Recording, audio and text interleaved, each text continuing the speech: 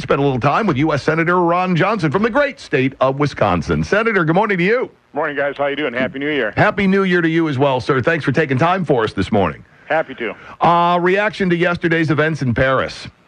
It's horrific. It's barbaric. It shows, obviously, that Islamic terrorists, the war on terror is not over.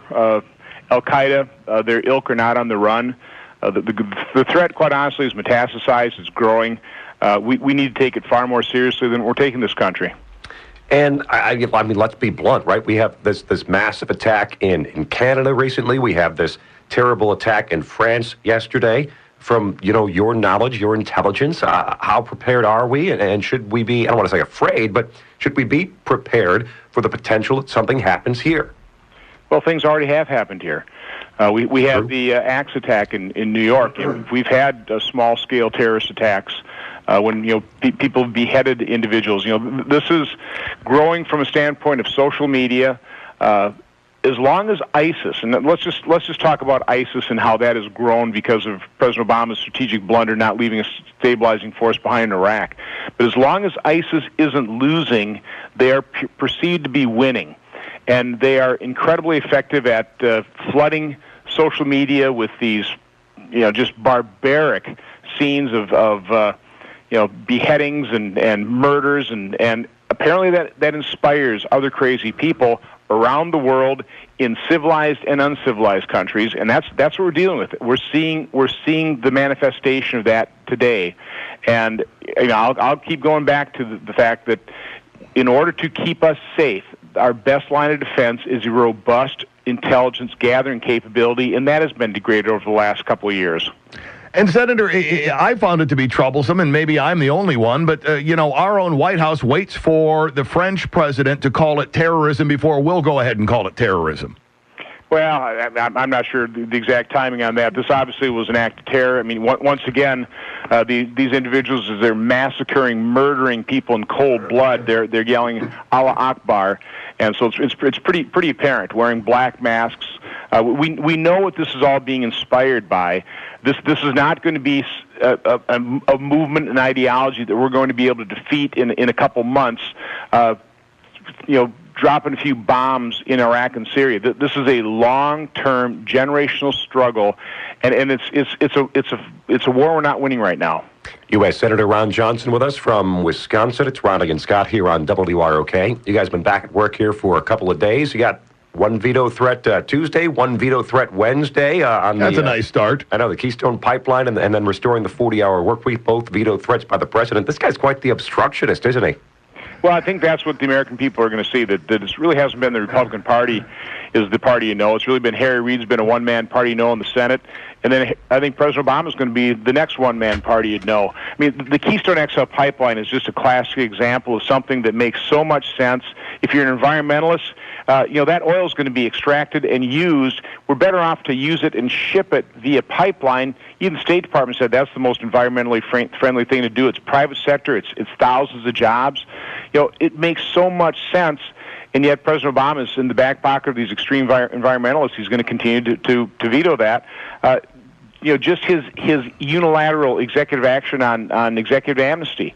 That's not the way to start a new relationship if you're going to try and find common ground, find agreement on things, which is really what Republicans are very sincere in our attempt. I'm taking over chairmanship of Governmental Affairs, the Homeland Security Governmental Affairs Committee. There's literally thousands of regulations that even Democrats, without violating their principles, would like to streamline, modernize, potentially eliminate so our economy can grow, so we actually have this opportunity society so people can get good paying jobs. What is the President Obama going to veto everything that we crank out of the Senate?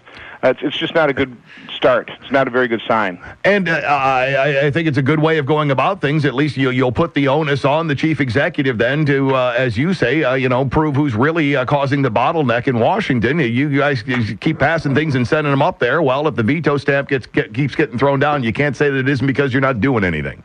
No, and then let's face it, there's nothing we can do to really affect President Obama's behavior other than do our job, pass a budget, start passing prioritized spending bills, these individual appropriation bills, so we're not dealing with these massive omnibus spending bills. And in a very genuine fashion, this is what I'm doing with my committee, reach out the other side and find the areas of agreement. We realize we're going to need 6 Democrats to vote for any bill that has any hope of passing the Senate. So we have to be bipartisan in our attempt here, and we can do that without violating their principles or our principles. There are literally hundreds, if not thousands, of things we can agree on. I just hope President Obama, kind of gets caught up in that spirit and starts signing some good piece of legislation into law that will get our economy moving. U.S. Senator Ron Johnson from Wisconsin with us. It's Riley and Scott on WROK. Yesterday, Dick Durbin, senator from here in Illinois, enthusiastically pushing a tax hike. That is not a surprise.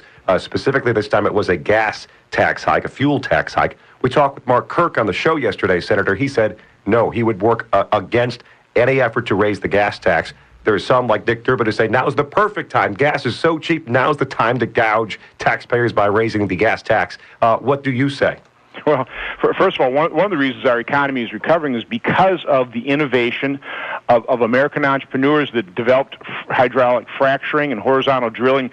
We have an energy renaissance in this country, which is bringing more supply into the world and actually lowering gas prices and energy prices. That's what's helping our economy. Why would you want to counteract that? Why would you want to artificially increase the cost of energy and gasoline, where we're actually putting some more money in American families' pocketbooks? Why would you want to reduce that benefit to our economy? So no, the federal government gets enough tax revenue from hard-working American taxpayers. What we need to do is we need to start looking at the duplicated programs, the wasteful programs, the fraud, and quite honestly, that's one of the things Republicans are going to be doing with our committee assignments. Let's start shining the spotlight on those types of governmental abuses, and we should just start limiting spending as opposed to increasing taxes on hard-working American taxpayers. And Senator, before we let you get out of here, we know you have a busy day. We save, I guess, the heaviest questioning for the very end. I understand that team you've got up there in Green Bay. Scott, help me. Packers. Yeah, got a big game coming up. Game, maybe? Yeah, got a big game coming up. Got any thoughts on that? Ice Bowl 2. I'm going to be there. Let's hope it's the exact same result. Now, the more important question, did Chris Christie torpedo his presidential hopes by hooking Jerry Jones? Yeah. That was a little awkward. I would think he'd be rooting for like Philadelphia Eagles or the New York Giants or even the Jets. I don't know. I'm a Green Bay Packer fan. That's about all I can say. Well, we'll forgive you for it. One other quick question, Senator, because this was in the bottom of the pile. I just saw it. I wanted to ask, because you had a great blog post up on your website, ronjohnson.senate.gov. This is from just the end of December, about how Congress has given up 2/3 of its control over budgets. The discretionary versus mandatory spending, and how that's flipped in the past 50 years or so. Can you give us a brief outline of what you were saying there in that post? Sure. All these budget fights is just over the discretionary part of the budget, which is about a third, about $1.1 trillion. The budget's about $3.5, $3.6 trillion. So 2/3 of the budget is all mandatory spending. It's all Social Security, Medicare, Medicaid, food stamps, everything that isn't appropriate every year. It's just permanent law. If you qualify it, you get it, regardless whether or not we have money for it. And guys, it's actually worse than that, because even that $1.1 trillion, a big amount of that, probably more than half, because you've got defense, you've got Department of Homeland Security. So much of that would be considered national security spending. That also is going to be mandatorily spent. So basically, most of the federal, close to 90% of the federal government budget is just mandatory. It's going to be spent whether we appropriate it or not. Senator Johnson, as always, we appreciate you taking time out of your day for us. You guys have a Happy New Year. You too. Thank you much.